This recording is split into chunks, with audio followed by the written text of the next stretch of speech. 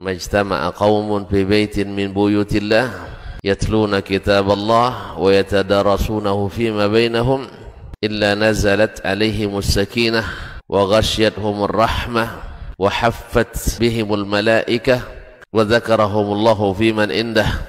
Tidaklah suatu kaum duduk di salah satu rumah Allah membaca ayat-ayat Allah dan sama-sama mempelajarinya kecuali turun kepada mereka as-sakinah, ketentraman dan kenyamanan.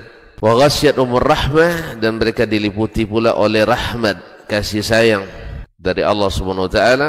Wa haffat bihimul malaikah, dan mereka pun dikelilingi oleh para malaikat, karena malaikat suka majelis-majelis zikir dan ilmu.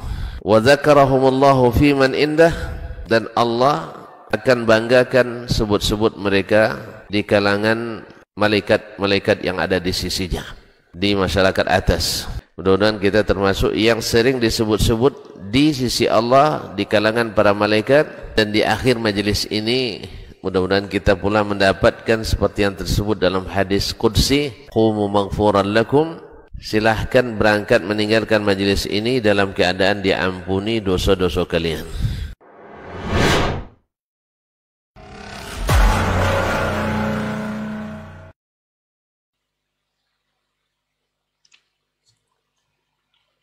Baik.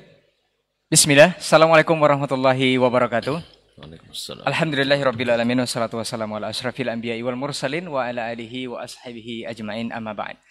91,1 FM Radio Robani, Meraju Ilmu dan Peradaban, generasi Robani dan pemirsa KMTV dimanapun antum berada. Alhamdulillah, bersyukur kita kepada Allah, salawat dan salam kepada Rasulullah sallallahu alaihi wasallam. Di kesempatan pagi hari ini cukup lama kita vakum atau libur dari kegiatan Pondasi Podcast Dakwah Islami untuk hari ini. Alhamdulillah kita kembali hadir bersama guru kita Ustaz Dr. Dasman Yahya Ma'ali LCMA Hafizahullah Ta'ala.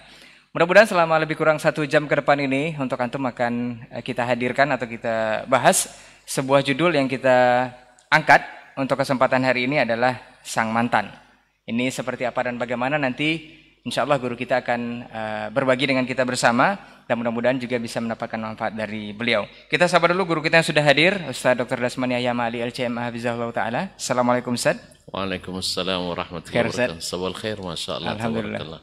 Kif halukum? Barakallah fiik. Masyaallah. Ustaz, kita untuk hari ini cukup lama Ustaz kita libur. Masyaallah. Subhanallah. Tapi alhamdulillah di kesempatan hari ini kita dimudahkan bisa kembali berpondasi atau berpodcast dakwah Islami membahas tema-tema yang berkaitan erat dengan agama kita Ustaz. Yang kita angkat pagi hari ini adalah sang mantan Ustaz. Masya Allah. Kalau boleh dikatakan Ustaz, semua kita pernah melakukan hal itu Ustaz. Kenapa dikatakan demikian? Karena barangkali saja di kesempatan yang dulu-dulu kita pernah berbuat kesalahan, kemudian tobat atau menyadari kesalahan, berarti kita udah mantan dari hal tersebut Ustaz. Masya Allah. Hatta pagi tadi mungkin kita berbuat kesalahan, kemudian menyadari itu tidak disukai atau sesuai dengan syariat Allah, kita sadar berarti kita adalah mantan. Tapi kita tidak fokus ke sana Ustaz. Mantan anak bujang, mantan anak gadis. Nah, itu bisa juga Ustaz. Iya. Kita akan fokus kepada beberapa fenomena yang terjadi belakangan ini, khususnya di kaum muslimin di Indonesia ini Ustaz. Iya. Banyak orang-orang yang mengatakan mereka adalah mantan dari sesuatu dan mengungkap hal-hal yang tidak sesuai dari sesuatu tersebut ke publish Ustaz, sehingga menjadikan ini rancu atau menjadikan berbagai pertanyaan di kalangan kaum muslimin, khususnya terhadap dakwah salaf ataupun dakwah yang hak ini Ustaz.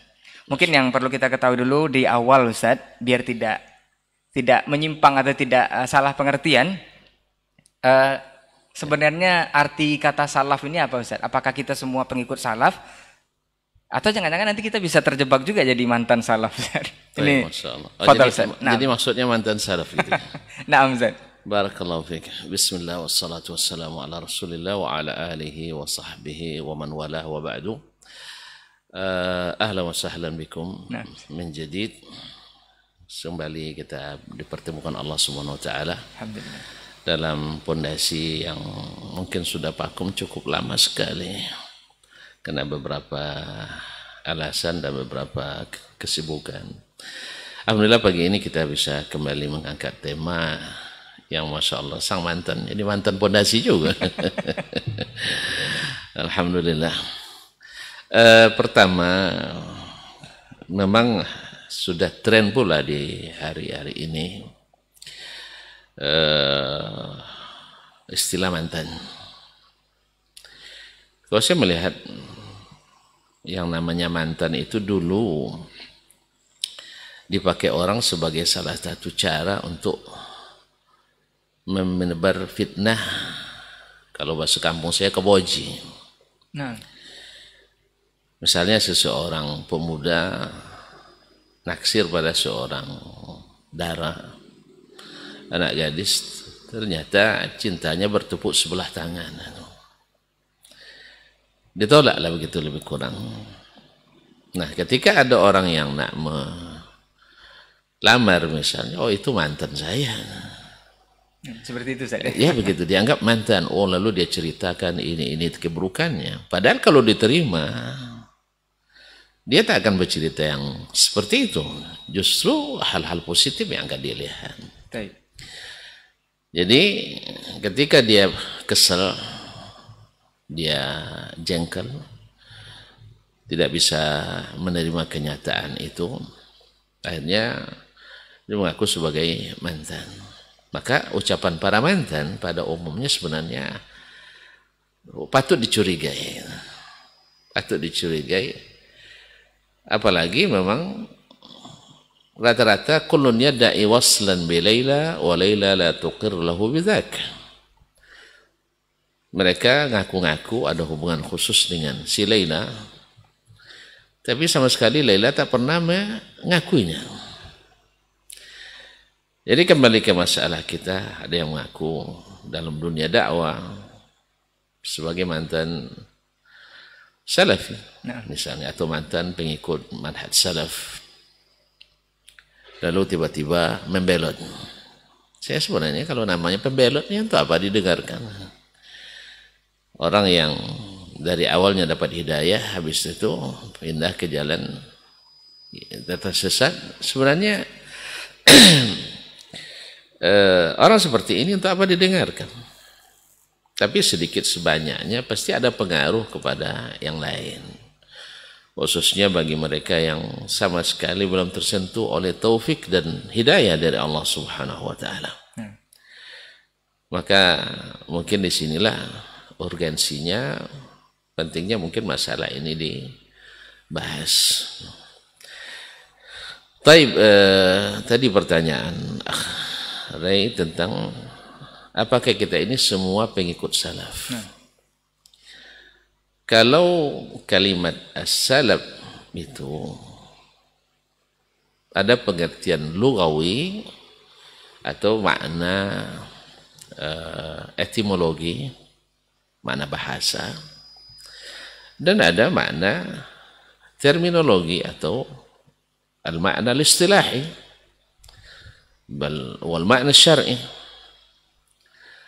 Kalau maknanya adalah dimaksud dengan as-salaf adalah makna lugawi, maka kalimat ini bermakna sesuatu yang sifatnya mutaqaddim, sesuatu yang terdahulu. Kullu ma taqaddama alaina aw sabaqana fahuwa salaf. Yaitu semua yang lebih dahulu dari kita itu adalah as-salaf. Baik khairu salaf maupun syarru salaf. Baik salaf yang sifatnya baik maupun salaf yang sifatnya buruk. Sama juga dengan pengertian misalnya as-sunnah menurut bahasa. As-sunnah menurut bahasa makna adalah at-tariqah was-sirah, yaitu jalan atau jalan hidup. Hasanatan kanat am sayyi'ah. Baik itu baik maupun yang buruk disebut juga dengan sunnah. Maka dalam hadis disebutkan man sanna fil islami sunnatan hasanah. Dan ada pula wa man sanna fil islami sunnatan sayyi'ah. Man sanna man sanna fil islami sunnatan hasanah falahu ajruha wa ajru man amila biha. Wa man sanna sunnatan sayyi'ah fa alaihi wizruha wa auzaru man tabi'aha. Atau kama qala sallallahu alaihi wasallam. Ini menurut makna bahasa. Kalau mengacu kepada makna ini, semua kita pengikut salaf. Nah, Pengikut salaf. as-salaf. Nah. Sebab semua kita punya ikutan. Apapun nama, apapun manhajnya, apapun metode memahami agamanya, semuanya punya salaf. Misalnya kaum liberal punya salaf, yaitu Mu'tazilah. Misalnya orang-orang Syiah punya salaf, yaitu Abdullah bin Saba al-Yahudi. Atau misalnya Khawarij juga punya salaf, Al-Haruriyah. Dan seterusnya. Kalau dengan definisi ini, betul, kita semuanya pengikut as-salaf. Sedangkan makna yang kedua adalah makna istilah. Makna al-istilah,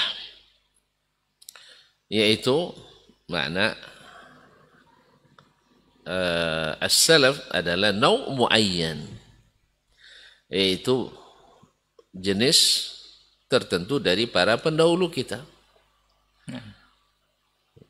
yang kadang-kadang disebut dengan nama as-salafus salih. As-salaf as-salih. Dan ini maksudnya adalah mereka yang mengikut kepada Nabi dan para sahabat. Dan sahabat Nabi sendiri adalah disebut dengan as-salaf. Sahabat disebut dengan as-salaf. Ini mereka ini tuh semuanya adalah golongan as-salafus salih. Ma'asyiral mustami'in wal mustami'at wal musyahidin wal musyahidat yang dirahmati Allah Subhanahu wa taala. Mungkin untuk mengetahui masalah ini lebih jelas, kita perlu kembali kepada masalah periodisasi perkembangan keyakinan dan aliran dalam Islam, seperti yang kita bahas dalam diktat 2 atau 3 pekan yang lalu. Bahwasanya dulu para generasi pertama umat ini, yaitu para sahabat radhiyallahu anhum, yaitu di periode 1, yaitu kurun pertama dan kurun kedua, itu dari 1 Hijriah sampai 200 Hijriah. Itu adalah masa Islam punya izzah. Masa Islam ahli sunnah taban punya kuasa. Dan ahli bid'ah hari itu tak bisa mengangkat kepala. Dan ahli sunnah itu yang dominan. Ahli bid'ah ada, tapi mereka tidak bisa mengangkat kepala karena mereka termasuk golongan yang direndahkan, tidak diberikan panggung. Namun pada masuk abad ketiga mulai generasi para pemerintah didekati atau disusupi oleh orang-orang Mu'tazilah, sampai mereka dapat berkuasa atau sampai mereka menguasai atau mempengaruhi lah, bukan menguasai, mempengaruhi pusat-pusat kekuasaan. Dan yang paling berperan pada waktu itu adalah al-qadha. Mereka yang mengangkat dan memberhentikan para qadhi, para hakim. Sehingga orang seperti Imam Ahmad rahimahullah yang memperjuangkan akidah as-salaf, yaitu bahwa Al-Quran bukan makhluk seperti yang diyakini oleh sebagian ahli atau kebanyakan ahli kalam hari ini, minal Asy'ariyah wal Maturidiyah, bahwa Al-Quran itu adalah makhluk. Nah, Imam Ahmad mempertahankan itu sampai beliau disiksa. Bayangkan, lebih dari 70 hakim di seluruh pelosok negeri Islam menghukum Imam Ahmad sebagai pengembang aliran sesat, menyesatkan. Dan ini adalah aliran berbahaya yang harus diberantas. Subhanallah. Ini produk itu. Nah, pada waktu itu apakah ahli sunnah diam? Tidak. Ahli sunnah, ahlul hadis disebut pada hari itu disebut dengan ahli sunnah atau ahli al-hadis. Sedangkan selain mereka disebut ahli al-bid'ah wal ahwa. Nah, siapa mereka yang ahli sunnah wal hadis pada itu? Ya seperti Imam Sufyan al-Thawri, Sufyan bin Uyainah, Abdurrahman bin Mahdi, Abu Afa bin Imran, Yazid bin Harun, Al-Laits bin Sa'ad, Malik bin Anas. Tidak tersebut nama-nama ahli atau para penduduk. Padahal Jaham bin Sufwan sudah ada di masa itu, yang merupakan reinkarnasi dari aliran Mu'tazilah. Mu'tazilah yang mengingkari sifat-sifat Allah Subhanahu wa taala secara total.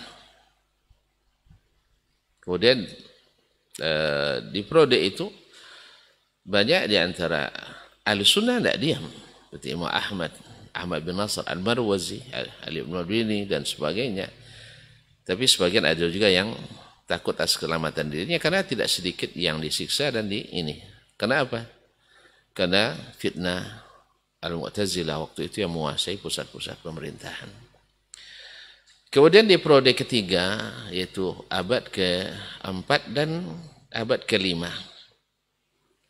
Di saat itu mulai lahir Asy'ariyah wal Maturidiyah yang sebelumnya didahului oleh Al-Kullabiyah. Abdullah bin Sa'id bin Kullab yang merupakan guru Abul Hasan Asy'ari dan Abu Mansur Al-Maturidi. Mereka saat itu mulai berkembang. Tapi waktu itu mereka belum bisa mengangkat kepala. Karena para a'immah, para ulama-ulama ahli sunnah yang disebut waktu itu sebagai pengikut as-salaf. Kan di situ lahir, di abad itu lahir kitab seperti As-Sabuni, wafat 449. Dia menulis kitab Aqidatus Salaf wa Ashabul Hadis. Aqidatus Salaf wa Ashabul Hadis. Karena mereka adalah pengikut as-salaf yang diwakili oleh para ahli hadis. Nah, pada hari itu saya punya catatan banyak ini nama-nama ulama khusus Syafi'iyah. Masya Allah. Ya, khusus Syafi'iyah dan ramai sekali.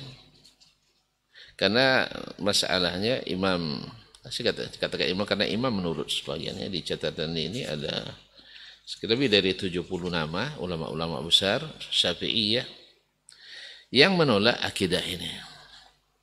Kenapa ini disebutkan?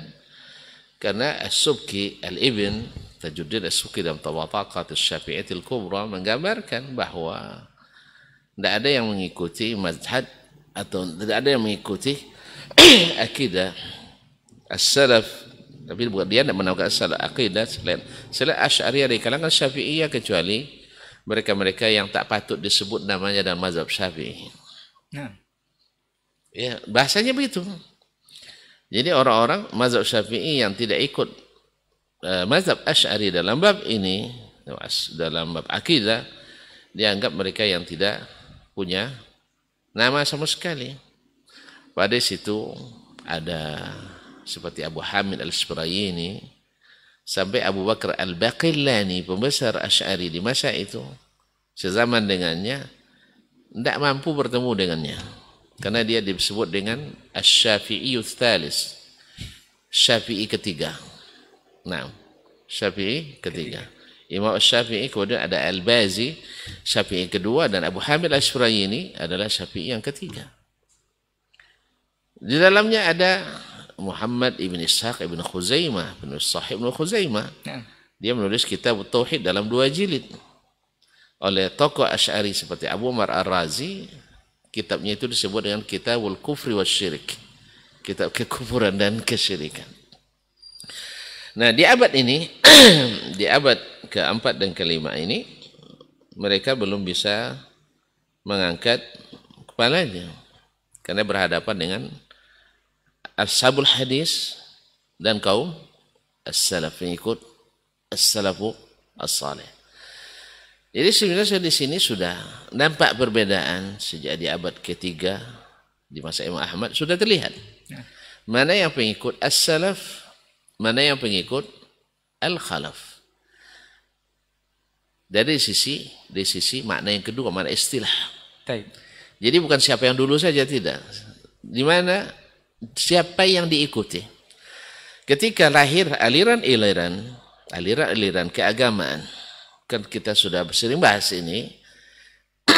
Ketika lahir misalnya al-Khawarij, kemudian lahir Syiah, lahir Al-Qadariyah, lahir Murji'ah.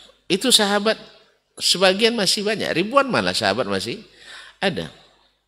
Tapi subhanallah, tidak satu pun dari sahabat itu terlibat dalam aliran tersebut. Saya membayangkan andainya ada sahabat ini hidup sampai abad keempat, dia tidak akan ikut mazhab Abul Hasan Al-Asy'ari yang berdasarkan kepada akal, yang lebih mendahulukan akal daripada nasihat syar'i. Jadi perbedaan mendasar antara pengikut as-salaf dengan kaum pengikut aliran-aliran adalah as-salaf, mereka bila mendengar dari Allah dan Rasul sallallahu alaihi wasallam, mereka langsung mengikuti dan menaati. Sedangkan aliran-aliran keagamaan, mereka pikir-pikir dulu. Kalau sesuai dengan keinginan akal atau logis, maka mereka akan ikuti, dan bila tidak, mereka akan palingkan maknanya dari makna yang asli. Afwan Ustaz, Anda potong sedikit Ustaz. Jadi boleh dibahasakan mungkin pengikut salaf ini, seandainya kita semua dibilang pengikut salaf, ini salaf yang mana dulu? Boleh dibilang seperti itu Ustaz ya? Betul, semua pengikut salaf. Semua kita mengaku pengikut salaf.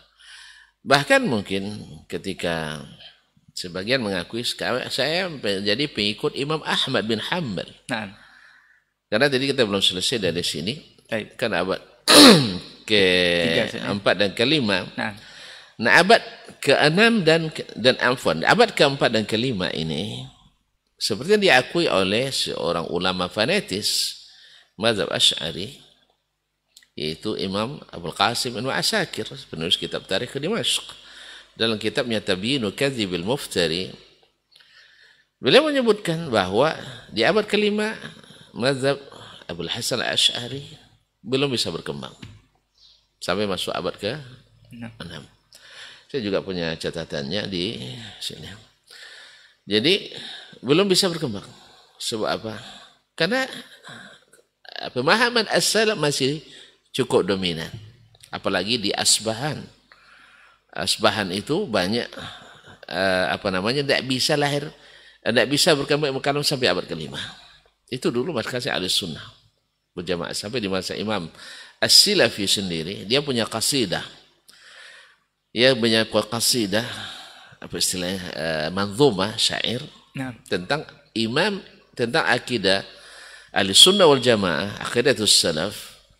Dia menyebut dia wafat 572 ya. 572.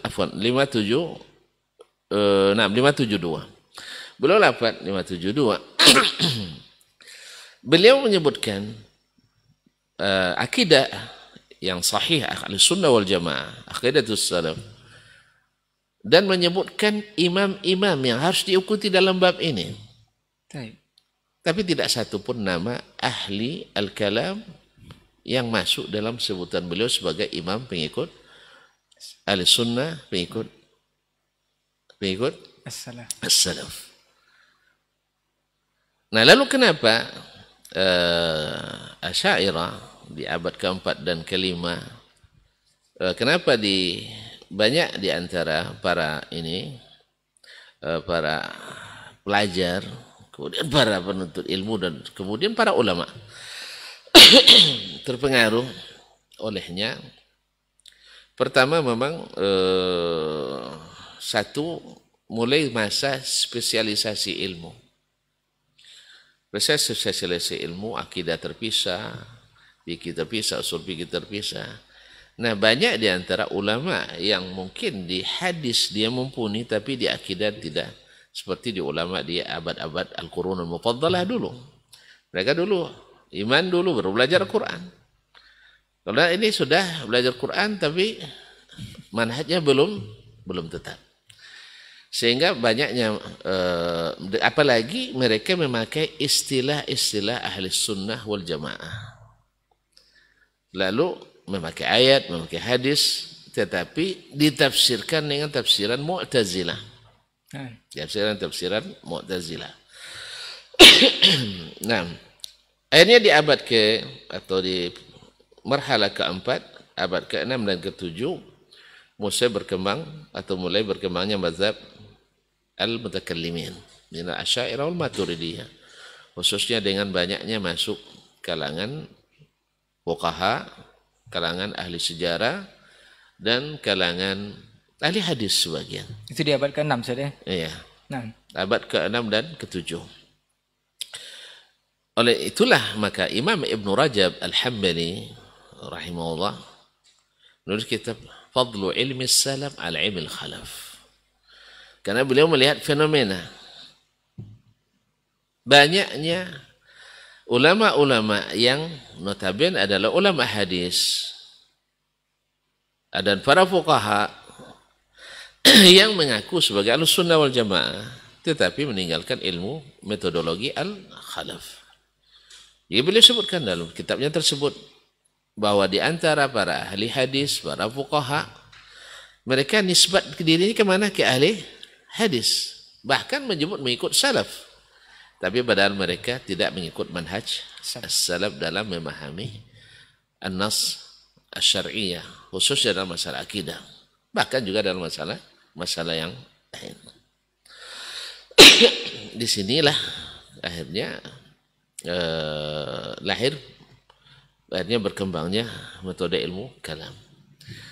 Sebagaimana dulu Mu'tazilah di awalnya tidak bisa masuk, akhirnya mereka mendekati para pemimpin, para raja, para salatin. Itu pula yang diikuti oleh al-mutakallimun. Mereka pun masuk ke tempat-tempat penguasa, ruang-ruang kekuasaan, dan menjadi pembisik. Sehingga di masa itu, apakah Ahlussunnah diam? Juga tidak. Ketika para abad ke-8, setelah mereka sudah sampai ke pusat-pusat kekuasaan, mereka menghasut para pemimpin, para pemerintah untuk memberangus orang-orang yang berpemahaman as-salaf. Maka pada masa itu lahir atau timbul Ibnu Taimiyah rahimahullah ta'ala, Ibnu Abil Izz al-Hanafi, Ibnu Taimiyah dan murid-muridnya. Dan di saat itu, di abad ke-8 ini, sampai-sampai diumumkan di pasar-pasar, di jalan-jalan, barang siapa yang berakidah seperti Ibnu Taimiyah, halal darahnya oleh ahli al-Asy'ariyah wal Maturidiyah. Karena mereka sedang di pusat kekuasaan. Kembali lagi terulang kemarin, dulu Mu'tazilah yang melakukan menghukum Imam Ahmad sebagai pengedar aliran sesat. Sekarang Ibnu Taimiyah rahimahullah ta'ala menjadi menjadi terhukum juga. Dia itu kan hukum kepadanya bahwa dia adalah pengedar aliran menyimpang. Sampai-sampai tadi dikatakan masa itu disebut dengan istihlal asy'ariyah di ma'ah ahli sunnah. Hari itu dianggap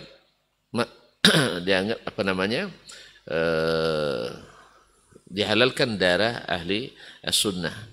Bahkan diumumkan di pasar-pasar seperti disebutkan oleh Ibnu Hajar dalam kitab sejarah tarikhnya, bahwasanya di masa itu sampai di pasar-pasar diumumkan barang siapa yang berakidah seperti Ibnu Taimiyah maka akan dihalalkan darahnya, nasallallahu salamatul afiyah. Makanya pada masa itu Ibnu Taimiyah juga dihukum. Ya, para qadhi yang notabene kebanyakan adalah ahli kalam, Atau ada sebagian dari Ahlussunnah tapi tidak bisa untuk berhadapan dengan jumlah yang banyak itu. Istilahnya secara demokrasi kalah suara. Akhirnya Ibnu Taimiyah sampai di penjara 2 kali. Kemudian Ibnu Abil Izz Al-Hanafi, pensyarah Aqidah At-Tahawiyah, sampai di penjara dan disiksa. Kemudian istrinya direbut paksa dan mereka nikahi. Padahal masih dalam status pernikahan. Nasallallahu alaihi afiyah. Demikian Imam Al-Mizzi, hanya karena membacakan kitab Raddi ala Al-Jahmiyah, yaitu kitab Khalqu Af'alil Ibad, sampai beliau pun diancam. Jadi bukan Imam Az-Zahabi dan lain-lainnya yang merupakan murid-murid Imam Ibnu Taimiyah rahmatullahi alaih. Nah, kenapa? Nah, ini kan kenapa seperti yang kita lihat hari ini bahwa sanadnya pengikut as-salaf ini hanya sampai Ibnu Taimiyah. Sebab sejak di zaman itu, zaman Taimiyah masuk periode selanjutnya abad ke-9 sampai ke-11. Ahlussunnah tidak berani untuk bicara banyak tentang masalah ini. Tidak bisa menjelaskan kesesatan akidah para golongan menyimpang itu. Sehingga masyarakat tidak terbiasa dengan nama-nama ulama-ulama as-salaf. Pasti yang disebut akidahnya Ibnu Taimiyah. Sampai di abad ke-12, yaitu periode ke-7, lahir Syekh Muhammad bin Abdul Wahhab di Jazirah Arab. Akhirnya masyarakat begitu lama tertidur pulas, tidak tahu akidahnya seperti apa secara ilmiah ya, walaupun masyarakat awam secara fitrah mereka insya Allah akidahnya salim. Nah, ini yang kaum terpelajarnya. Sehingga nama-nama seperti Abu Zur'ah, Abu Hatim, kemudian Ali bin Al-Madini, Ahmad bin Nasr Al-Marwazi, Sufyan bin Uyainah, Abdurrahman bin Mahdi, Waqi' bin Al-Jarrah, itu tidak ada dalam kamus akademisi ilmu akidah. Yang ada adalah Abu Hasan Asy'ari, Abu Mansur Al-Maturidi, Abu Bakar Al-Baqillani, Ibnu Furaq, dan Ar-Razi, Az-Zamakhsyari, dan sebagainya. Jadi wajar kalau seandainya ketika lahir dakwah ini dibawakan oleh Syekhul Islam sebelumnya Ibnu Taimiyah, kemudian oleh Syekh Muhammad bin Abdul Wahhab, orang akan mengatakan sanadnya hanya sampai Ibnu Taimiyah dan Muhammad bin Abdul Wahhab. Wajar, karena memang mereka tidak punya kamus nama-nama itu, tidak ada. Andainya mereka ketemu dengan qasidah misalnya As-Silafi tadi, Abu Tahir As-Silafi, dia akan tahu nama-nama orang yang memperjuangkan akidah di masa-masa berhadapan dengan Mu'tazilah. Tidak seperti yang diklaim oleh Asy'ariyah bahwasanya Imam Abu Hasan Asy'ari adalah orang pertama yang menolak Mu'tazilah. Asy-Syafi'i berdebat dengan bermunazarah mereka dengan Abdul Aziz Al-Kinani bermunazarah dengan Al-Mu'tazilah. Cuman bedanya Al-Mu'tazilah Al-Kalamiyah yakni Al-Kullabiyah dan Mutakallimin, mereka memakai metodologi ahli Mu'tazilah, sedangkan Abdullah bin Sa'id Darimi misalnya memakai Al-Quran dan Sunnah serta athar dari sahabat Nabi. Jadi ketika umat Islam lama tidak membaur dengan akidah as-salaf ini, sehingga mereka terbiasa dengan nama-nama itu. Kita misalnya di Indonesia ini, antum ketika belajar akidah dulu, nama siapa yang sering tersebut? Itu kita. Nama siapa yang sering disebut? Tidak pernah kita mendengar imam misalnya Sufyan bin Uyainah, tidak pernah kita mendengar Imam Syafi'i dalam akidah, sampai-sampai kemarin-kemarin ini belum lama lagi ada yang berani mengatakan Asy-Syafi'i tidak ahli dalam bidang akidah. Tapi selalu setelah kita buktikan riwayat-riwayat dari Imam Asy-Syafi'i, baru mereka bilang, oh mereka sama akidah dengan Al-Asy'ari. Lalu kita bilang, kalau mau sama akidahnya dengan Asy'ari, kenapa tidak disebutkan Syafi'i saja misalnya kan? Onda spesialisasi dan sebagainya, ada kitabnya dalam masalah akidah. Kalau kita sodorkan ada kitab usul usul akidah al-sunnah, syarh akidah al-sunnah, murid Asy-Syafi'i Al-Muzani, tetapi tidak istilahnya tidak sistematis seperti yang ditulis oleh imam ini. Jadi alasan-alasan awalnya Syafi'i dianggap ada ahli akidah. Nah sekarang datang lagi giliran atau periodisasi bahwasanya membawa Syafi'i sepaham dengan kita, Ahmad sepaham dengan kita.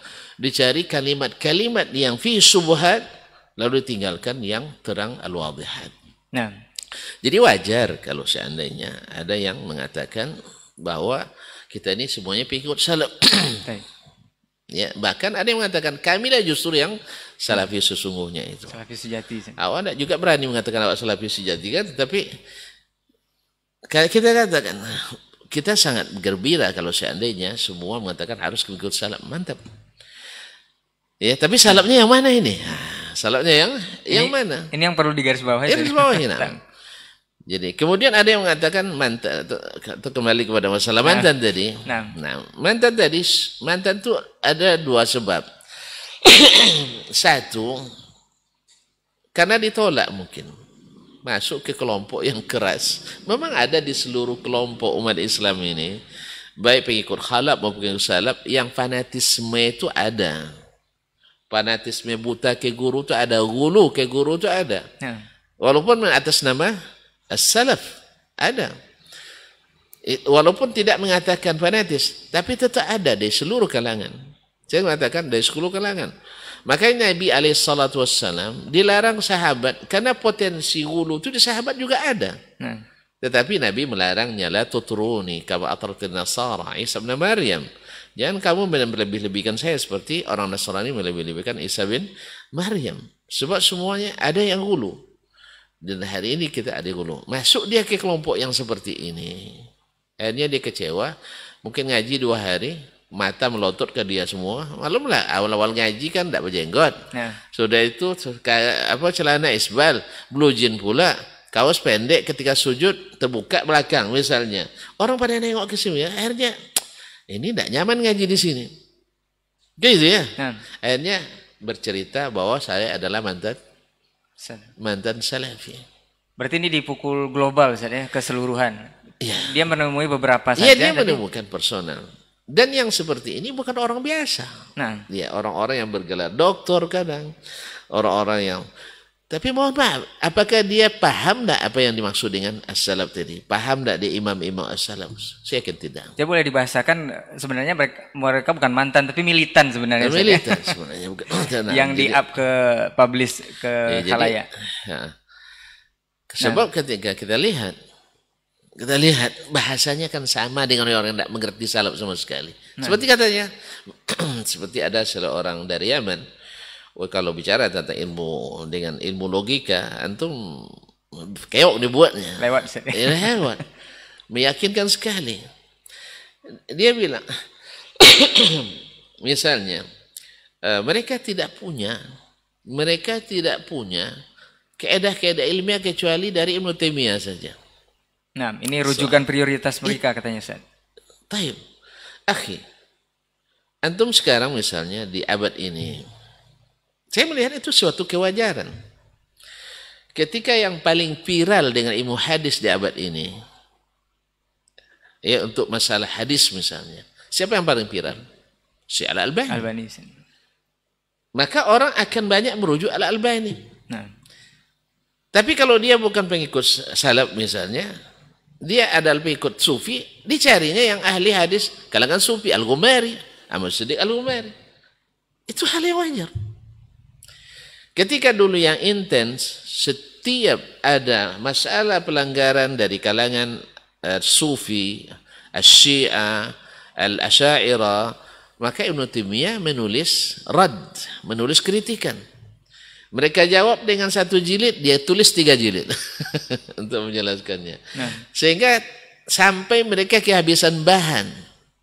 Ibnu Taimiyah kalau menulis rad seperti masalah qada dan qadar atau seperti masalah menolak Al-Mu'tazilah, cara berpikir Mu'tazilah, dia menulis kitab 10 jilid Dar'u Ta'arud al-Aqli wa Naql. Menolak klaim bertolak belakang antara akal dengan nakal yang akal yang dipikirkan, nakal yang diriwayatkan. Tidak bertolak belakang. Sampai beliau mengeluarkan kaedah yang Masya Allah, la yata'arad al-aqlu sarih ma'an naqli sahih. Takkan mungkin bertentangan akal sehat dengan nakal yang sahih. Bila bertentangan, pasti salah satu ada masalah.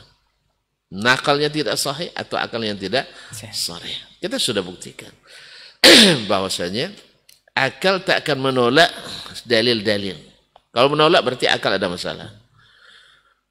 Atau dalil yang tidak pada tempatnya. Dalil yang tidak sahih atau tidak pada tempatnya. Nah, kenapa Syekh Muhammad bin Wahab jadi rujukan? Karena setelah tertidurnya umat Islam di saat terancam nyawanya di masa-masa berkuasanya Asy'ariyah al-Ahlul Kalam di pusat kekuasaan, pada takut untuk menampakkan diri. Biarlah daripada bikin masalah, diam. Nah, Syekh Muhammad Abdul Wahab melihat fenomena yang mengemiriskan hati yang dilakukan orang-orang akibat meninggalkan manhaj as-salaf. Apa itu? Berapa banyak kubah-kubah dibangun di di kuburan-kuburan di Jazirah Arab, Makkah dan Madinah, kuburan Baqi. Antum bukan nanti jadi kubah yang diruntuhkan oleh kaum Wahabi. Ya. Akan terlihat lebih megah dari masjid sebagiannya. Dibuat di atas kuburan. Antum menangis enggak? Orang yang ahli tauhid menangis enggak melihat seperti ini? Kalau orang-orang yang tidak bertauhid, iya dikatakan ini sebagai memuliakan wali, sebagai ini kan pikirannya memuliakan. Tapi Nabi melarang alaihi salatu wassalam. Ini yang difahami dari as-salaf. Kata Aisyah, kalau bukan karena takut kuburannya dikeramatkan, la ubriza qabru, nanti dipindahkan kuburannya ke Baqi, di tempat yang terbuka. Tapi karena takut maka diletakkan di kamar Aisyah radhiyallahu taala anha. Apa sebab? Nanti kultuskan. Kalau sempat la ilaha illallah, kuburan Nabi di Baqi, terbayang oleh antum itu. Nanti bisa-bisa nanti orang Wahabi melarang ziarah kubur seperti yang mereka klaim. Apa sebab? Banyak yang nyungkur-nyungkur di situ nanti, yang mengambil-ngambil pasir. Ya ini nanti habis tanah kuburan Nabi alaihissalam. Akhirnya terpaksa berijtihad sebagian daripada tanahnya habis nanti dibangun bangunan megah di atasnya. Jangankan kuburan Nabi ya, alaihissalam, kuburan Khomeini saja di di Iran itu dibangun dengan dana 6 miliar dolar. Berapa duit? 6 miliar dolar saya. Kuburan dengan dana 6 miliar dolar. Kuburan itu saja. Iya. Sebab apa? Sebab pengunjungnya setiap tahun melebihi jumlah orang umroh ke Makkah. Dan pasti di situ ada kota. Ada kota. Pendapatan asli. Pendapatan asli daerah. PAD saja. Nah ini ada salafnya, ada. Tapi bukan salafus saleh, tapi salaf ini.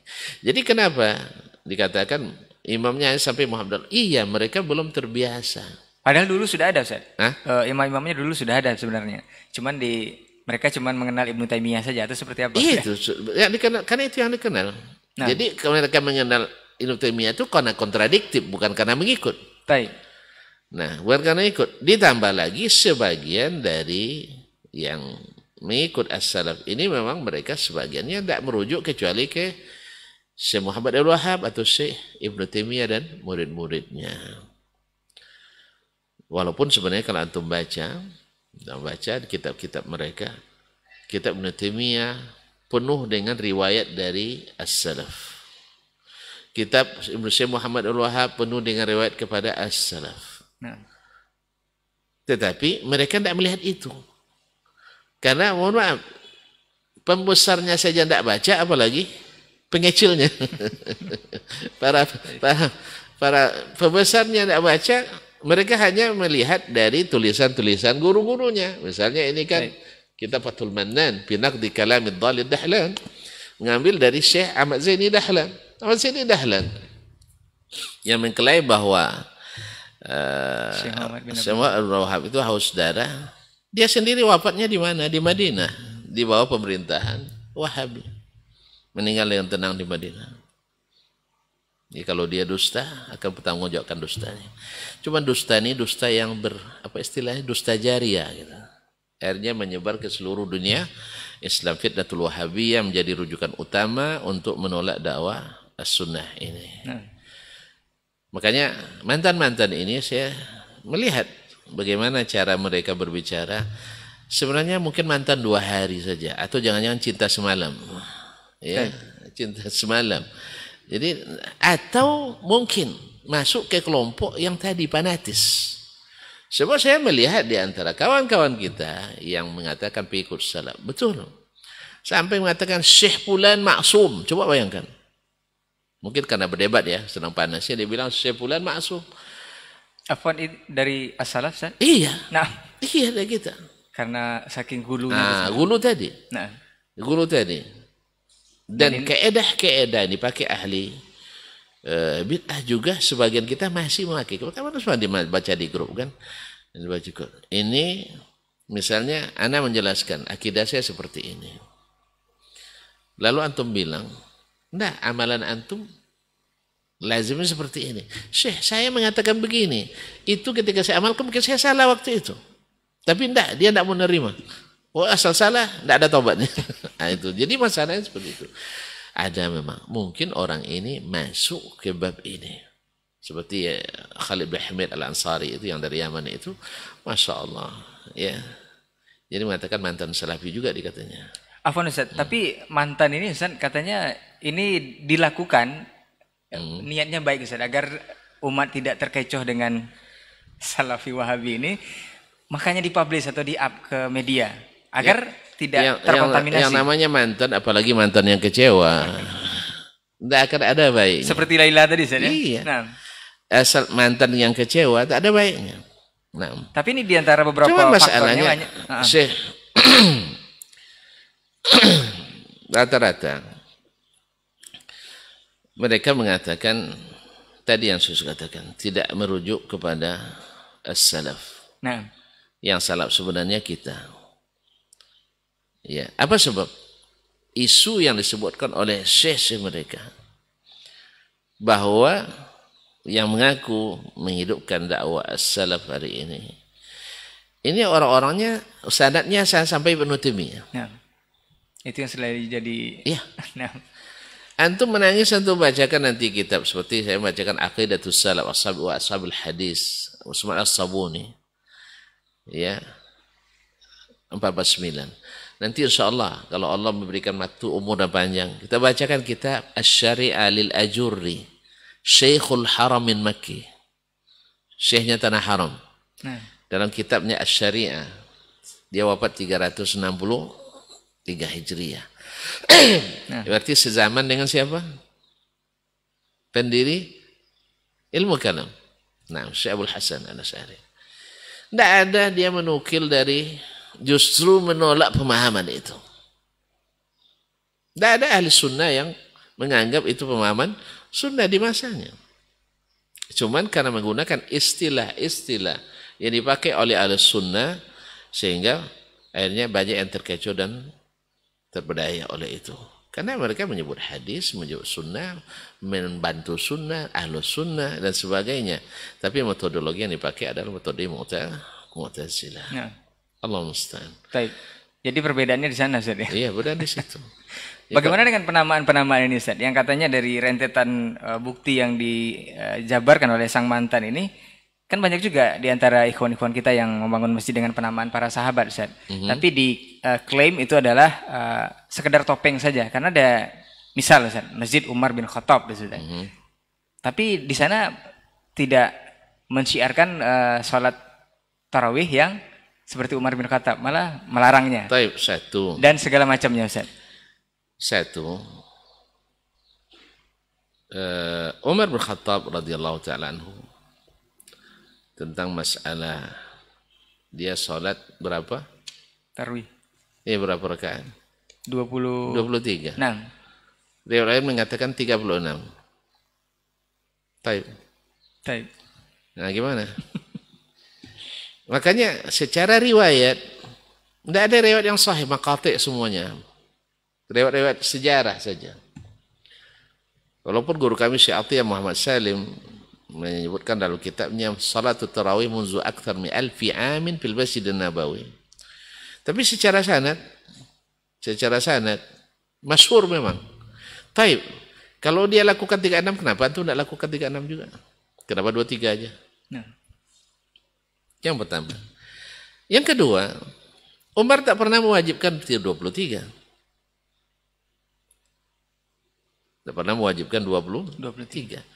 Yang ketiga, justru yang maklum Dan mutawatir riwayatnya, salat sahabat itu sejak zaman Nabi adalah 11 dengan witir.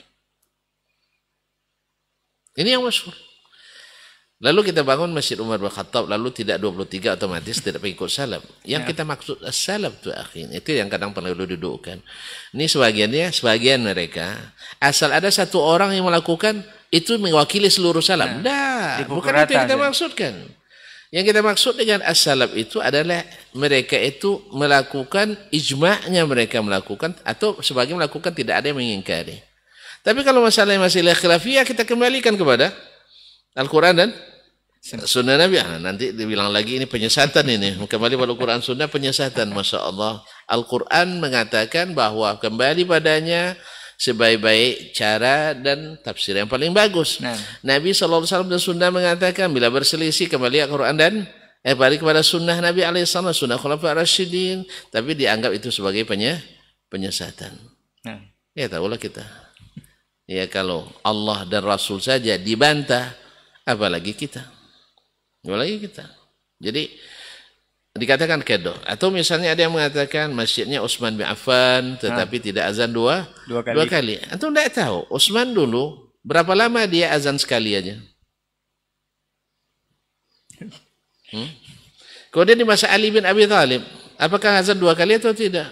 Berarti Ali tidak mengikut salaf. Katanya pengikut mazhab, menghormati ulama mazhab. Jadi di antara ulama mazhab sendiri ada khilaf dalam masalah ini. Dalam mazhab Syafi'i, ya ada beberapa pendapat. Walaupun yang mutamat adalah azannya dua kali. Kemudian azan 2 kali ini bukan jarak 10 menit atau jarak 2 rakaat salat. Tapi maksudnya adalah azan pertama itu untuk orang bersiap sebelum masuk waktu. Bukan setelah masuk waktu. Kita kan yang berlakukan setelah masuk waktu. Habis itu salat 2 rakaat, habis itu berazan kedua. Bukan itu yang di masa Utsman itu. Kalau itu bikin orang terlambat juga yang kayak gitu. Penerapannya juga keliru. Penerapannya keliru memang. Jadi apakah setelah itu semua orang mengikuti Utsman setelah itu? Walaupun banyak masjid Utsman mungkin setelah itu, di Masjid Utsman di Madinah disebut. Orang juga tidak azan dua kali. Padahal Masjid Utsman. Jadi tidak bisa dikatakan. Atau kedok mazhab Syafi'i, ya Masjid Imam Syafi'i lalu tidak kunut subuh. Misalnya. Kaum muslimin ada. Memang selalu dikait-kaitkan dengan hal-hal tersebut. Sebenarnya ini debat-debat kusir yang seperti ini. Debat-debat. Ustaz, ada ayat Al-Quran ini, koreksi kalau ana salah Ustaz. Ini watilkal amsalu nudawiluha bainan nas. Hari itu kami putar di antara manusia. Artinya watilkal ayam misalnya. Jadi berarti hal-hal seperti ini dulu mungkin pernah juga terjadi Ustaz, dialami oleh kaum-kaum sebelum kita. Apakah maksudnya pengakuan sang mantan ini Ustaz, hal fenomena yang terjadi hari ini, itu dulu juga sudah ada atau seperti apa? Atau memang tidak ada sama sekali Ustaz di zaman Nabi wafat, banyak yang murtad. Nabi wafat, banyak yang murtad. Nah, siapa yang salahkan, Nabi atau yang murtadnya? Yang murtad. Berarti Nabi tidak sukses mendidik mereka. Asalnya mereka yang murtad ini jarang ngaji dengan Nabi. Saya yakin yang mantan-mantan ini, kalau ngaji benar tidak akan jadi mantan. Ngajinya mungkin satu niatnya nak cari-cari tahu. Ada misi. Mungkin dia sudah mendapat bahwa orang itu keras-keras. Masuk ke kelompok keras. Oh betul rupanya. Nah, itu. Oh ini dia. Atau mungkin dia dapat isu bahwa gambaran salaf itu adalah dia punya rujukan kecuali Ibnu Taimiyah atau Muhammad Abdul Wahab. Masuk pula ke masjid. Kalau tidak kitab Syekh Ibnu Qayyim atau tidak kitab Syekh Muhammad Abdul Wahab atau kitab Syekh Ibnu Taimiyah. Betul rupanya. Cuma itu saja rujukan. Jadi dia dalam ngaji itu tidak dengar lagi bahwa di situ ada qala Syafi'i, qala Ahmad, qala Al-Auza'i, dia tidak mau paham itu. Yang penting tengok kitab. Siapa nulis kitab ni? Oh, Muhammad Abdul Wahab. Yang itu, Syekh itu, oh ini kitab Ibnu Taimiyah. Itu kitab Ibnu Qayyim. Oh, ternyata yang selama ini benar. Dan ini yang kesimpulan-kesimpulan ini seperti yang dilakukan oleh orang-orang yang jadi staf ahli pula di badan strategis negara ini. Ya. Cara kesimpulannya sangat prematur. Dia tidak ngerti, tetapi seperti orang lebih paham dari Ibnu Taimiyah sendiri dengan masalah. Apa sebab? Dia dapat informasi bahwa orang ini kalau nengok orang yang tidak berjenggot nanti marah itu. Nampak pas dia tidak berjenggot, melotot semuanya. Makanya jangan pelototin orang dulu. Itu salah juga memang. Atau istilahnya masih siapa nyuruh pelototin? Nabi SAW tidak begitu dakwanya. Mohon maaf. Ini tidak. Orang ini suka menghajar. Artinya langsung tahzir saja. Siapa yang mengajarkan harus menghajar dari awal? Nabi SAW sejarah dakwanya hanya sekali dia menghajar atau 2 kali ketika istrinya ini dan sebagainya. Jadi bukan itu terapi awal, tapi terapi terakhir, dan itu pun lalu bermanfaat. Ada dhawabitnya. Nah, cuman kadang-kadang kan kita mohon maaf ya, tadilah ambil sebagian kecil, lupa yang besar-besar. Oleh sebab itu akhirnya mantan ini mungkin seperti itu. Ini bisa dideteksi nggak Ustaz, pengakuan mantan ini benar atau tidak? Tentu orang berilmu yang bisa. Nah. Kalau saya bisa mendeteksi dari cara bicaranya. Baik. Dari cara bicara, saya paham. Ini orang memang sudah di ini. Jadi barangkali untuk podcast ini kita hadirkan mungkin untuk memberikan pengetahuan kepada yang awam Ustaz ya. Iya. Bahwa jangan sampai mudah percaya dengan mantan-mantan yang seperti ini. Mantan itu punya pengaruh memang. Baik. Orang-orang yang murtad dulu mempengaruhi yang lain. Tidak benar Muhammad itu. Buktinya saya murtad. Buktinya saya murtad. Ada orang Nasrani juga pura-pura masuk Islam. Sampai ke Nabi, lalu dia buat isu subuhat di sana, propaganda untuk menentang dakwah Nabi alaihissalatu. Istilah kisah-kisah mantan itu sejak zaman penentang dakwah dari dulu, di zaman Nabi sudah ada. Makanya saya tidak risau dengan mantan-mantan itu. Baik. Ya. Apakah memang perlu dipublish Ustaz kalau memang ada kesesatan atau kekeliruan dari seseorang ataupun dari sesuatu? Oke, begini. Kesesatan atau kekeliruan atau dosa, maksiat misalnya, itu kan ada yang sifatnya tidak diperlihatkan ke orang lain. Baik. Ya. Dan kita tahu dia kalau dinasihati dia akan mendengar. Yang seperti ini kenapa antum publish? Karena seperti kata Imam Syafi'i rahimahullah ta'ala, ketika tanya kepada beliau, atafrahu ayyuhda ilaika khata'uk, suka tidak kamu dihadiahkan kesalahanmu kepadamu? Amma fima baini wa bainahu fana'am. Kalau dia senasihati saya, 4 mata saya setuju. Amma fima mana fala. Man nasahani fima baini wa bainahu faqad nasahani. Siapa yang menasihati saya di depan saya 4 mata dengan saya, itu yang menasihati. Wa man nasahani fi mala'in faqad fadhahani. Orang yang menasihati saya di depan khalayak ramai ini bukan menasihati tapi membuka rahasia saya, kekurangan saya. Nah, dalam hal ini kalau antum mampu seperti ini. Cuman ada kesesatan yang sudah terlanjur semuanya mendengar, dipublish. Kalau bisa antum membujuk untuk mencabut, dan ini memang susah. Satu, kita memang susah untuk melakukannya karena rasa segan dan takut. Yang kedua, orang yang sudah terlanjur punya nama susah untuk rujuk. Karena berat memang. Mengakui salah itu berat. Hanya orang-orang hebat saja. Nah, oleh sebab itu, dan bila sudah diketahui secara umum maka kita ini kan. Cuman tentu saja menyebutkan kesalahan secara ilmiah tanpa menyebut nama tentu lebih utama daripada menyebut nama. Tapi kalau seandainya mudaratnya sudah berkaitan langsung dengan nama itu, maka ada pula masanya itu dibolehkan, wallahu taala alam. Mungkin untuk ikhwan-ikhwan atau saudara-saudara kita yang barangkali sedang menuntut ilmu hari ini Ustaz, khususnya di dakwah salaf ini Ustaz. Bagaimana agar mereka tidak menjadi bumerang bagi dakwah salaf ini seperti yang sudah dijadikan oleh pengakuan sang mantan ini. Seperti yang antum bilang tadi Ustaz, ketika baru ngaji itu melihat orang yang tidak berjenggot itu sepertinya sudah ahlun nar saja Ustaz. Ini nasihat antum seperti apa Ustaz untuk teman-teman kita yang seperti ini? Yang pertama tentu nasihat saya untuk saya sendiri pertama,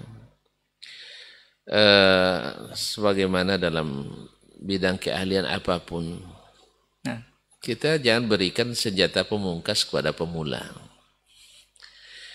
Makanya para ulama kita dulu Sebelum belajar ilmu, belajar adab. Belajar ilmu, belajar adab dulu. Bahkan seperti Imam Ahmad katakan, al-adabu thulutha al-ilm. Adab itu 2/3 ilmu. Nah. Jadi itu yang diajarkan dulu. Jangan diberikan senjata pemungkas kepada para pemula. Ajar ke mereka seperti dalam firman Allah Subhanahu kunu rabbaniyin alladzina yu'allimuna sigharal ilmi qabla kibarihi. Ajarkan dasar-dasar ilmu dulu, jangan ajarkan yang berat-berat dulu. Nah. Cuman kan antum mungkin tanya saya, soalnya kita semuanya sudah di media kan Ustaz. Nah, sebenarnya ini konsumsi orang dewasa, tapi kadang didengar oleh anak-anak. Ya, dia pemula. Nah, kita katakan, maka nasihat kita kepada para pemula, dengarkan yang dasar-dasar dulu sebelum belajar yang besar-besar dulu. Nah. Misalnya saya mendengar syekh saya mengkritisi seseorang, ya ulama yang banyak kekeliruannya. Saya katakan, ini syekh levelnya dia. Kalau saya belum levelnya saya. Kan nasihat penting. Kan sudah ada syekh yang menasihatinya. Kenapa saya ikut-ikutan pula di situ? Sebab kalau antara dua ulama berdebat, ikut orang awam tawuran jadinya. Kan ya? Jadi tawuran jadinya. Tapi kalau sesama mereka kajian ilmu, mungkin akan berakhir dengan rujuknya seseorang kepada ilmu itu. Oleh sebab itu, antum jangan ikut makan makanan makanan pipit, makanan enggang jangan diberikan pada pipit.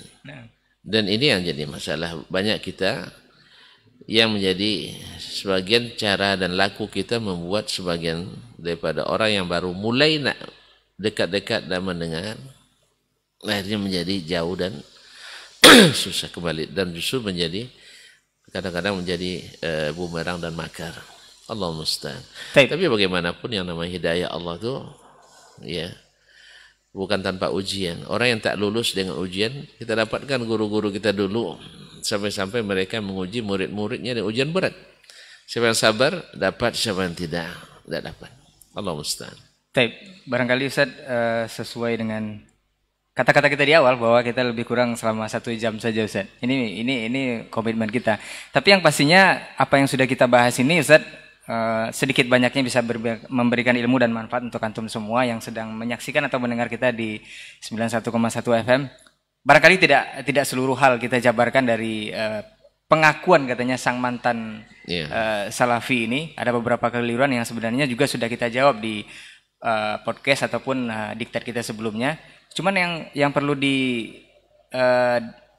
lagi terakhir Ustaz, sebagai penekanan kepada ikhwan atau yang menyaksikan kita di pagi hari ini, agar tidak terjadi lagi kasus ataupun fenomena mantan ini Ustaz, mungkin sedikit bocoran dari antum sikap kita Ustaz, agar tidak bisa terpengaruh. Oh ini sebenarnya ada benarnya juga, atau ini pengakuannya sepertinya benar, atau ini seperti apa Ustaz? Barakallahu fikum.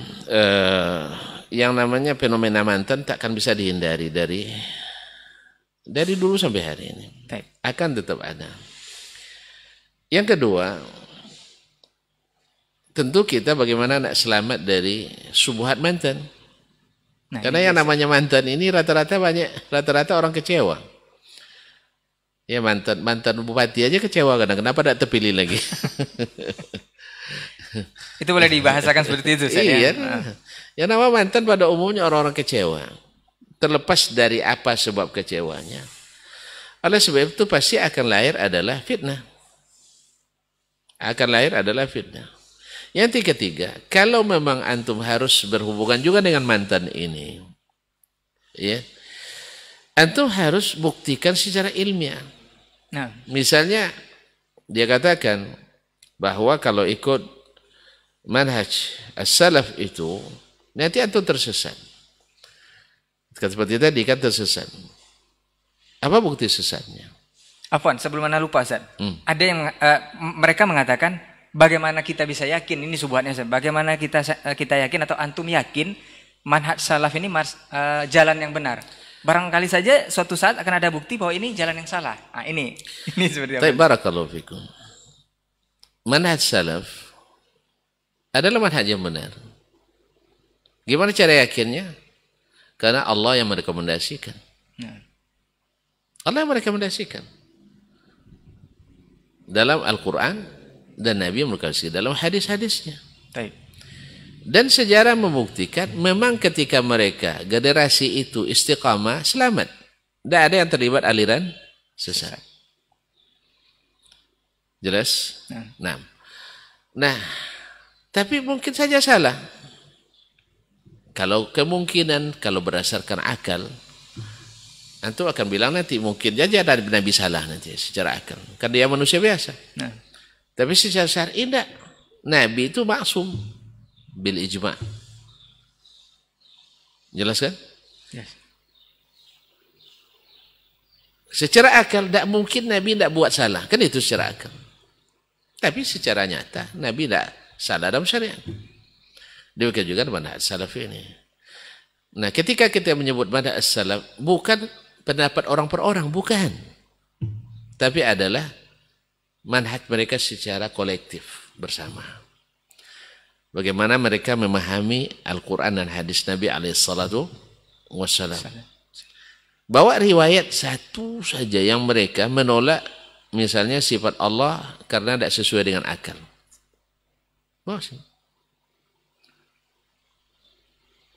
Tidak ada. Oh, mereka mentakwil misal wajah dengan apa misalnya, dengan kiblat misalnya. Itu takwil dengan makna tafsir. Tapi apakah dengan itu mereka menolak sifat wajah dari Allah? Tidak. Ketika mereka menakwilkan itu lalu menolak sifat wajah, tidak. Itu tidak. Dengan itu untuk menolak sifat wajah. Mereka memahami ayat laisa kamitslihi syai'un. Apakah mereka menolak sifat-sifat yang lain? Tidak. Nah, makanya oleh itu yang pertama, rekomendasi dari Allah dan Rasul untuk mengikuti as-salaf. Yang kedua, terbukti secara sejarah mereka tak ada satupun terlibat aliran sesat. Kalau kita banyak aliran sesatnya, mulai generasi tabi'in sampai hari ini tidak ada secara keseluruhan satu generasi selamat dari aliran sesat. Apakah mereka tidak ikhtilaf? Ada ikhtilaf. Perbedaan pendapat ada, tapi tidak membuat mereka tersesat. Apa sebab? Karena sama metodologinya. Kalau sudah didatangkan ayat dan hadis, jelas tunjukkannya, mereka tinggalkan yang salah itu. Kalau kita kan tidak. Itu masalahnya. Karena ada syekh saya mengatakannya. Seolah-olah syekh lebih tinggi daripada Al-Quran dan hadis. Sampai-sampai ada klaim slogan bahwasanya kita tidak pakai ulama. Mana ada orang berilmu tanpa ulama? Cuman ulama yang mana? Ulama yang membawa warisan Nabi alaihissalatu wassalam, bukan ulama yang menyembunyikan warisan Nabi alaihissalatu wassalam. Nabi mengatakan jangan gulu, lalu kita gulu kepada keturunannya. Ke Nabi saya tidak boleh gulu apalagi pada keturunannya. Jadi ini yang ketiga. Dan bisa dibukti. Dan kedua, yang mengklaim itu manhaj salaf, datangkan dalil dari salaf. Ya, dalil dari as-salaf. Kalau betul dalil seperti itu, maka kita akan ikuti. Jadi ketika nyebut salaf, manhaj salaf itu manhaj bukan pendapat orang per orang, tapi adalah manhaj mereka secara keseluruhan. Jadi mereka itu kita yakin bahwa itulah yang benar. Karena apa? Rekomendasi dari Allah SWT radhiyallahu anhum wa radu anhu. Fa in amanu bi mithli ma amantum bihi faqad ihtadaw. Dan masih banyak lagi ayat dan hadis yang menyuruh kita untuk mengikuti mereka. Wallahu taala alam. Baik, masyaallah.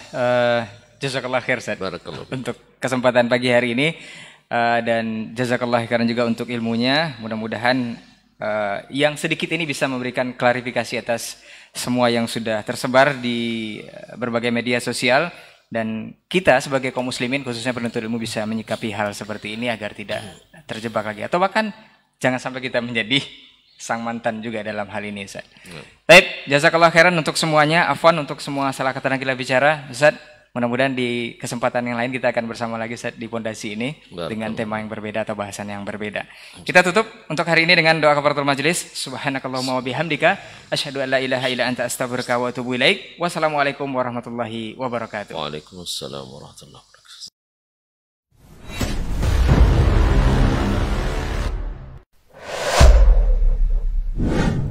Kalaulah baginda Nabi alaihi salatu wassalam yang diajar langsung oleh Allah, yang berikan dia ilmu langsung dengan wahyu, tetap tidak bisa diterima oleh semua orang. Innallaha la yarfa'ul ilma intiza'an yantazi'uhu min qulubil ibad walakin yarfa'ul ilma biqabdil ulama. Bahkan sebagian besar orang pada waktu itu menolak Nabi alaihi salatu wassalam. Tetapi Nabi SAW mengajarkan kita untuk tidak patah arang dan tidak pernah berhenti berdakwah. Allah tidak mengangkat ilmu dengan mencabutnya dari hati-hati manusia, tidak. Tetapi dengan mewafatkan para ulama. Mana yang lebih afdal, ahli ibadah atau ahlul ilmi? Dari semua sisi ahlul ilmi lebih afdal daripada ahli ibadah. Sampai tidak tinggal satu orang pun ulama. Ittakhadhan nasu ru'usan juhalan. Ketika tidak seorang alim pun yang tinggal, akhirnya orang-orang mengambil para pemuka-pemuka yang jahil.